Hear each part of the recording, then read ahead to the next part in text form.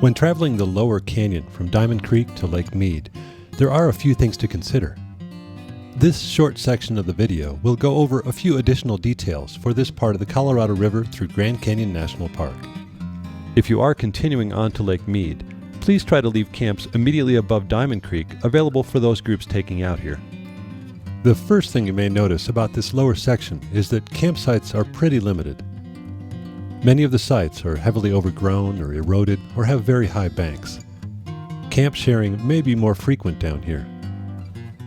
Remember that no camping is allowed within the Columbine Falls Cove area. You may run into shallow water and sandbars from River Mile 248 at Surprise Canyon all the way to the takeout, so keeping an eye out for those can save you a lot of hassle.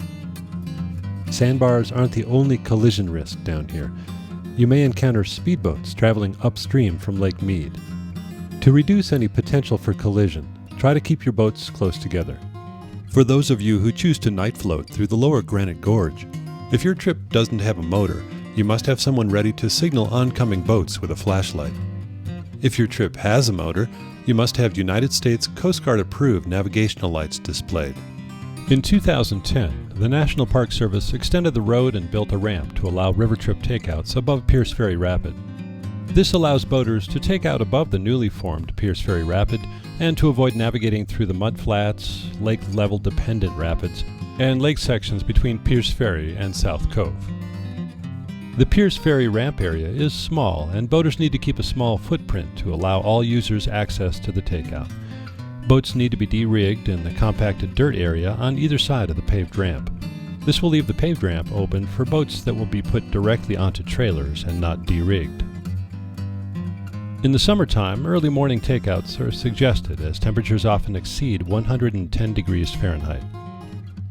Camping is not allowed at Pierce Ferry Takeout, so plan your trip accordingly and camp above the takeout the night prior to your takeout date.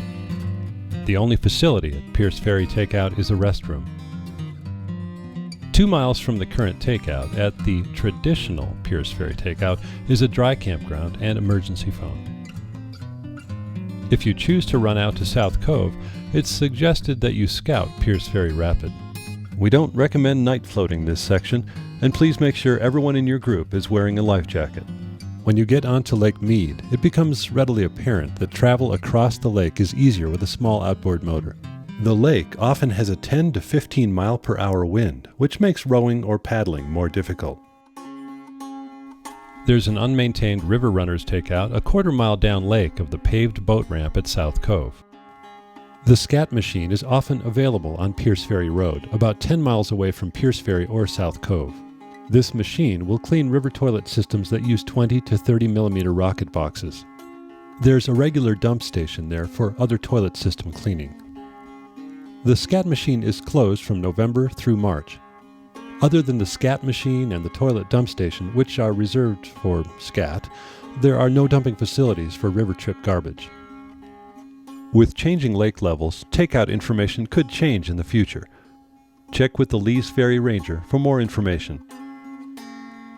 These are just a few reminders for the lower section of the canyon.